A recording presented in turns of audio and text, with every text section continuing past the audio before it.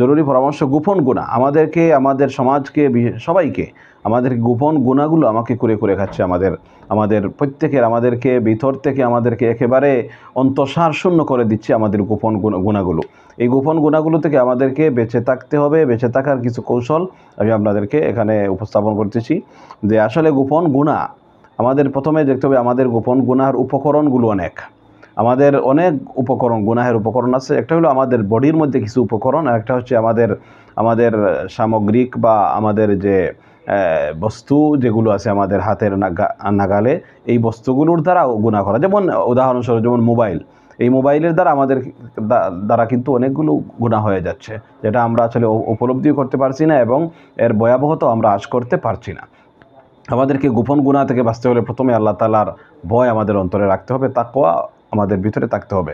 এই বিষয়টা, এই দৃষ্টিভঙ্গি আমাদের মাথায় রাখতে হবে, এই চিন্তা আমাদের মাথায় রাখতে হবে যে আমি যে গুনাহটা করছি, আমি যদি আর কেউ দেখছে না, কিন্তু আল্লাহ তাআলা তো দেখতেছেন। তো আল্লাহ তাআলা যেহেতু দেখেন, আল্লাহ তাআলা যদি সব কিছুই, আল্লাহ তাআলা যদি সামিউম বাসির, আল্লাহ তাআলা সব কিছু শুনেন, দেখেন, সেই হিসাবে আল্লাহ তাআলাকে তো লুকানো যাবে না। আর আল্লাহ তাআলাকে যেহেতু লুকানো যাবে না, সেই হিসাবে আমাকে গুনাহ থেকে অবশ্যই বাঁচতে হবে। গোপনে গুনাহ এমন একটা গুনাহ, যে গুনাহ মানুষকে ভিতর থেকে একেবারে অন্তঃসার শূন্য করে দেয়। কারণ গোপন গুনাহ এটা তো মানুষ কোনো বাধা বিপত্তি ছাড়া, কোনো প্রতিবন্ধকতা ছাড়া, প্রতিকূলতা ছাড়াই এই গুনার মধ্যে মানুষ জড়িয়ে পড়ে এবং এই গুনাহের মধ্যে সে মানে অনির্দিষ্টকাল এই গুনার মধ্যে লিপ্ত থাকে। এই জন্য আল্লাহ তাআলার ভয় ছাড়া এই গুনাহ থেকে বেঁচে থাকার কি নাই, কোনো উপায় নেই। এই জন্য আল্লাহর ভয় নিজের মধ্যে কী করতে হবে, জাগ্রত করতে হবে। আর শয়তান যে আমাদেরকে ওয়াসওয়াসা দেয়, এই ওয়াসওয়াসা দেওয়ার 4টি পথ আছে। এই 4টি পথ আমাদেরকে বন্ধ করতে হবে। প্রথম পথ হইল চোখ। শয়তানের 4টি গেট আছে আমাদের শরীরের মধ্যে। এই 4টি গেট বন্ধ করতে হবে। প্রথম পথ হইল আমাদের চোখ। আমাদের চোখের হেফাজত করতে হবে। চোখের হেফাজত করতে হবে, দৃষ্টির হেফাজত করতে হবে। আল্লাহ রাসূল এক হাদিসের মধ্যে বলেছেন, আন-নাজরু মাসমুমুন মিন সিহামি ইবলিস, যে কুদৃষ্টি হইল ইবলিসের একটি বিষাক্ত তীর। এই জন্য ইবলিসের এই বিষাক্ত তীর থেকে আমাদেরকে বাঁচতে হবে। আমাদের নজর, আমাদের দৃষ্টিকে ভালো দিকে রাখতে হবে, খারাপ দিকে, গুনাহের দিকে, পরনারীর দিকে, বেপর্দা নারীর দিকে, অশ্লীলতার দিক থেকে আমাদের চোখকে হেফাজত করতে হবে। 2 নম্বর শয়তান প্রবেশের দ্বিতীয় গেট বা পথ হইল আমাদের কান। যে কারণ আমরা অনেক সময় চোখ দিয়ে কোনো কিছু না দেওয়া হলে কান দিয়ে আমরা গুনাহের কথাগুলো শুনি, গান শুনি, অশ্লীল কথাবার্তা আমরা শুনি। আমাদের কানের হেফাজত করতে হবে। 3 নম্বর হইল আমাদের জবানের হেফাজত করতে হবে। জবানের হেফাজত করতে হবে, কারণ জবানের যদি হেফাজত না করি, তাহলেও শয়তান আমাদের ভিতরে প্রবেশ করবে এবং আমাদেরকে ইচ্ছামতো সে গুনার মধ্যে জড়াবে। এই জন্য আমাদের জবানের হেফাজত করতে হবে। জবানের মধ্যে শুধু ভালো কথাগুলো আমাদের জবানের মধ্যে জারি রাখতে হবে। মন্দ কথা, খারাপ কথা, অশ্লীল কথাবার্তা, এগুলো আমাদের জবান থেকে বাঁচতে হবে। যেমন জবানের উদাহরণস্বরূপ একটা উদাহরণ দিলে বিষয়টা স্পষ্ট হবে। জবানের গুনাহ কীভাবে হয়। জবানের গুনাহ হলো, যেমন ধরেন আমরা ওই যে গোপন গুনার কথা প্রশ্ন করেছেন, গোপন গুনার ক্ষেত্রে জবানের গুনাহ হইল যে আপনি অবৈধ একটা মেয়ের সাথে অবৈধভাবে সম্পর্ক করলেন এবং রাতব্যাপী এই মেয়েটার সাথে কথাবার্তা বললেন। এটা হচ্ছে আপনি যতক্ষণ এই মেয়েটার সাথে আপনি কথাবার্তা বলতে থাকবেন, তার থেকে কথা শুনবেন, একই সাথে আপনার জবানের গুনাহ হবে, কানের গুনাহ হবে। আর যদি তার সাথে ভিডিও চ্যাট করেন, তাহলে চোখের গুনাহ হবে। একসাথে অনেকগুলো গুনাহ হয়ে যাচ্ছে। এই জন্য আল্লাহর ভয়ে শয়তান প্রবেশের যে পথগুলো আছে আমাদেরকে বন্ধ করতে হবে। প্রথম পথ হলো চোখের গুনাহ, চোখকে হেফাজত করতে হবে, কান হেফাজত করতে হবে, জবান হেফাজত করতে হবে। 4 নম্বর হইল আমাদের মস্তিষ্ককে হেফাজত করতে হবে। আমাদের চিন্তাকে পরিশুদ্ধ রাখতে হবে। চিন্তাকে অপবিত্র করা যাবে না।